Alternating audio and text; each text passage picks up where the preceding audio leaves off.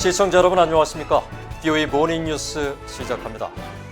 조 바이든 대통령 당선인이 내년 1월 취임 후 첫 해에 민주주의를 위한 정상회의를 개최할 것으로 알려졌습니다. 민주국가들이 모여 민주주의 체제를 강화하고 민주주의에 역행하는 국가들에 맞선다는 바이든 당선인의 기존 입장이 반영된 것인데 러시아와 중국, 북한 등은 초대받지 못할 것이란 지적이 나옵니다. 안소영 기자가 보도합니다. 미국의 정치 전문 매체 폴리티코는 29일 조 바이든 미국 대통령 당선인이 취임 후 첫 해인 2021년에 세계 민주주의 국가들의 정상회의를 열 계획이라고 보도했습니다. 바이든 당선인은 앞으로 미국이 국내와 국제사회의 민주주의에 전념하길 바라며 중국과 러시아 등의 반민주주의 국가를 견제하기 위해 이 같은 모임을 주최할 것을 약속했다고 폴리티코는 전했습니다. 그러면서 바이든은 세계 민주주의 국가들이 모여 민주주의 체제를 강화하고 민주주의에 역행하는 국가들에 맞서며 공동의제를 마련하게 될 것이라고 설명했습니다. 앞서 대선 전 바이든 선거본부 측은 바이든 후보가 당선되면 동맹 강화를 위해 취임 첫 해에 민주주의를 위한 정상회의 개최를 공약하고 전 세계 민주주의 국가들을 결집해 민주주의 체제를 강화하면서 이를 통해 공동의제를 구축하겠다고 강조했었습니다. 폴리티코는 이어 정상회의 개최 시점과는 관계없이 중국과 러시아, 북한 등은 이 회의에 초대받지 못할 것으로 보인다고 전망했습니다. 러시아는 지난 미국 대선 개입으로 비난을 받고 있으며 중국은 경제력과 정치적 권위주의로 세계 민주주의에 더 큰 위협으로 여겨지고 있다는 겁니다. 또 이 같은 사안들이 민주주의를 위한 정상회의의 주제가 될 수 있다면서 바이든 당선인이 민주주의 정상회의가 아닌 민주주의를 위한 정상회의가 될 것이라고 밝힌 점을 상기시켰습니다. 민주적이라고 주장을 하지만 사실상 그렇지 않은 많은 국가의 정부가 초청 명단에 포함되면 해당국 정부의 잘못된 주장에 정당성을 부여할 수 있는 위험한 접근이 된다는 겁니다. 폴리티코는 그러면서 북한을 예로 들었습니다.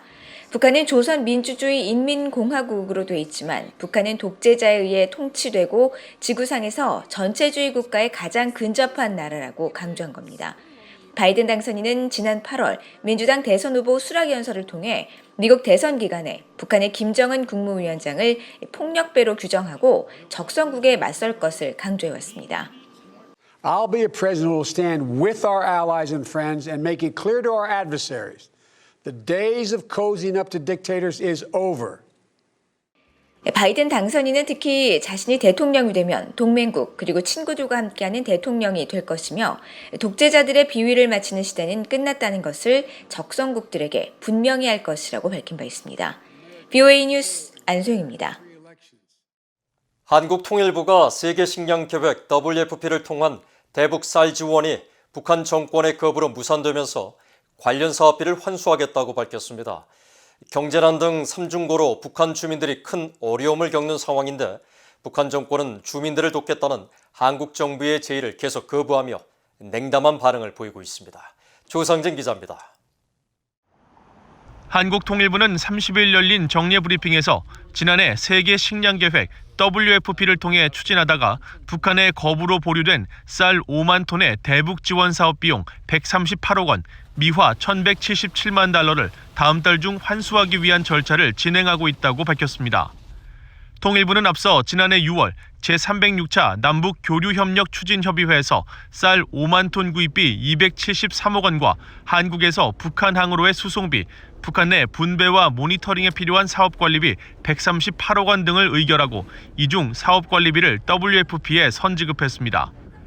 그러나 북한이 지난해 7월 미한 연합훈련 등을 문제 삼으며 쌀 수령을 거부하면서 해당 사업은 현재까지 진행되지 않고 있습니다. 통일부는 쌀 구입 예산을 또다시 내년으로 이월하는 조치가 불가능해 해당 사업을 연내 마무리하는 차원에서 미리 지급된 사업관리비를 다음 달 중으로 WFP로 돌려받는 절차를 밟게 됐다고 설명했습니다. 그러면서 국제기구의 최종 판단이 나오면 구체적인 환수 날짜도 결정될 것이라면서 다만 북한의 태도 변화 여부가 남은 변수라고 덧붙였습니다. 한국 정부 산하 국책연구기관인 통일연구원의 조한범 박사는 신종 코로나 바이러스 감염증 확산에 촉각을 곤두세우며 국경 봉쇄를 강화하고 있는 북한이 갑자기 태도를 바꾸지는 않을 것이라고 전망했습니다. 국정원 정보위 보고에 따르면 중국에서 지원한 식량도 지금 방치하고 있다는 거거든요. 그런데 한국에서 지금 오는 식량을 받을 리가 없고요. 또 하나는 최근 노동신문 보도나 매체 보도에 따르면은 봉쇄 장벽을 구축해라. 해안가와 분계 연선, 이제 남쪽을 말하는 겁니다. 김영석 전 통일부 차관은 신종 코로나 바이러스 방역 차원과 함께 남북 관계보다는 미국 차기 행정부와의 관계 설정을 우선시하는 이른바 선미 후남 전략에 입각한 것으로 보인다고 말했습니다. 국정원의 그 보고도 보면 미국에 대해서도 절대 이상한 소리 하지 마라 그거 아니에요. 철저하게 미국이 어떻게 움직이냐 미국 쪽에 집중을 두고 있는 거지 남북 쪽은 아무 관심이 없잖아요. 북한의 입장에서 보면 아무리 해봐야 소위 말해서 이제 원발의 오줌식으로 해서 별로 그렇게 도움이 안 된다. 괜히 거기에 뭐 시간 낭비하지 말고 미국 쪽에 집중을 하자 이런 이제 상황인 거죠. 한국 통일부는 그러나 여전한 대북 지원 입장을 밝히고 있습니다. 이인영 한국 통일부 장관은 최근 한국의 한 언론 매체와의 인터뷰에서 북한의 내년 식량 사정이 어려울 것으로 전망한다면서 식량과 비료를 적지 않은 규모로 적정한 때 협력할 용의가 분명히 있다고 밝혔습니다. VOA 뉴스 조상진입니다.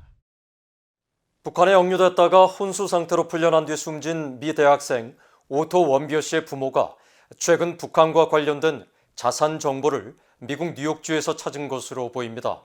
법원은 뉴욕주 정부의 관련 정보 공개를 허가했는데 지구구까지 찾아가 북한 정권의 자산을 몰수하겠다고 했던 원비어 씨 부모가 실제로 북한 관련 자산을 얼마나 회수할 수 있을지 주목됩니다. 함지아 기자입니다.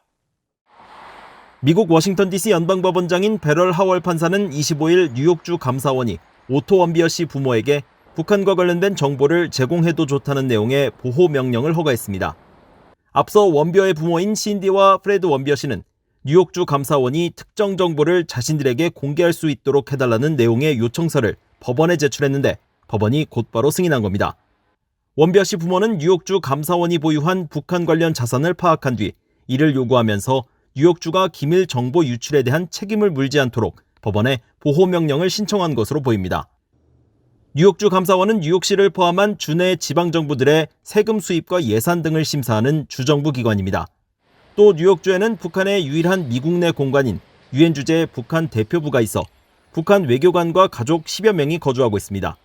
원비어 씨 측이 요청한 구체적인 자료는 공개되지 않았지만 감사원 업무 특성상 뉴욕주 내 북한 관련 거래나 자금 예치 등과 연관됐을 가능성이 있습니다. 또 뉴욕주 감사원은 주정부 재정 문제와 별도로 뉴욕 주민들이 은행이나 보험회사 등으로부터 찾아가지 않은 미청구 자산 약 165억 달러를 관리하고 있습니다. VOA 취재 결과 뉴욕주 미청구 자산에는 소액이긴 하지만 북한 대표부가 미국 델사의 컴퓨터 구매 과정에서 발생한 일부 환불액도 있는 것으로 알려졌습니다. 따라서 이런 식의 미청구 자산이 더 있는지에도 관심이 쏠립니다. 원비어 씨 부모는 2018년 4월 아들이 북한의 고문으로 사망했다며 미국 법원에 소송을 제기해 같은 해 12월 5억 114만 달러의 배상 승소 판결을 받았으며 이후 세계 각국에 있는 북한의 자산을 회수하는 데 집중하고 있습니다. 지난 5월에는 북한 자금 약 2,379만 달러가 분산 예치된 미국의 4개 은행을 상대로 구체적인 정보를 요구하는 법적 조치를 취했고 지난해에는 유엔 제재 위반으로 억류돼 미국 정부가 매각한 북한 선박 와이즈 어네스토에 대한 소유권을 주장해 이를 인정받았습니다. My message is to North Korea, like it always is. People matter. Otto matters. We're never going to let you forget our son. 원비어 씨 부모의 북한 자산 추적은 원비어의 사망 3년이 지난 현재까지 계속되고 있습니다. 신종 코로나 바이러스와 제재 등으로 최악의 경제난에 시달리고 있는 북한이 이 같은 자산 추적에 어떻게 대응할지 주목됩니다. VOA 뉴스 함지아입니다. 유엔 인권 최고대표 사무소가 한국통일부의 대북 인권단체 사무검사와 관련해 한국 정부에 보낸 질의 서한과 이에 대한 한국 정부 측 답변이 공개됐습니다. 유엔 인권 최고대표 사무소는 최근 홈페이지에서 토마스 오헤아 퀸타나 북한 인권 특별보고관과 클레멍 블레 평화적 집회 결사의 자유 특별보고관, 메리 로러 인권 옹호자 특별보고관이 지난 9월 한국 정부에 보낸 서한에서 인권단체들에 대한 사무검사가 국제인권법과 헌법 북한 인권법을 어떻게 준수하는지에 대한 설명을 요청했다고 밝혔습니다. 특히 한국 정부가 많은 단체 중에 북한 인권, 탈북민 지원 단체들을 선정한 이유와 검사 필요성에 대해 명확히 설명하지 않아 검사가 자의적이며 단체에 위협이 될 수 있다는 우려를 나타냈습니다. 이에 대해 한국 정부는 지난달 29일 제네바 주재 한국 대표부를 통해 한국 정부의 조치는 국제인권법과 대한민국 헌법, 북한 인권법을 준수하고 있으며 단체들이 비영리 민간단체 지원법에 따라 정부의 지원과 세금 혜택 등을 받고 있어 지원 기준을 충족하는지 확인할 의무가 있다고 답했습니다. 또 사무검사는 해당 단체 처벌 목적이 아닌 역량 강화 차원에서 이루어졌다며 검사 일정 등을 단체들과 조율하고 충분히 입장을 피력할 수 있는 기회를 제공했다고 설명했습니다. 북한 정권은 미국의 새 행정부 출범 초기에 미국에 대한 부정적 발언을 삼가는 게 좋을 것이라고 빈센트 브룩스 전 주한미군 사령관이 말했습니다. 지난달 주한미군 전후의 새 회장에 선임된 브룩스 전 사령관은 VOA와의 인터뷰에서 북한은 보통 미국의 새 행정부가 들어선 뒤 한 달 전후로 특정 신호를 발신해 왔다며 북한이 대화 촉진을 위한 특정 행동을 취할 수도 있다고 전망했습니다. 하지만 북한 정권은 이 기간에 미국과의 관계를 왜곡하는 부정적 발언을 삼가야 할 것이라고 지적했습니다. 브룩스 전 사령관은 또 이 기간 북한 정권의 도발 가능성에 대해서는 현재로서는 북한이 도발에 나서 미국과 마찰 조건을 만들길 원치 않을 것이지만 미래 어느 시점에 도발을 감행해 대화 촉진의 매개로 활용할 수도 있다고 전망했습니다. 북한 인권단체가 6.25 한국전쟁 발발 70주년을 맞아 전 세계 어린이들에게 전쟁의 참상과 역사, 의미를 설명하기 위한 역사 그림 동화집을 출간했습니다.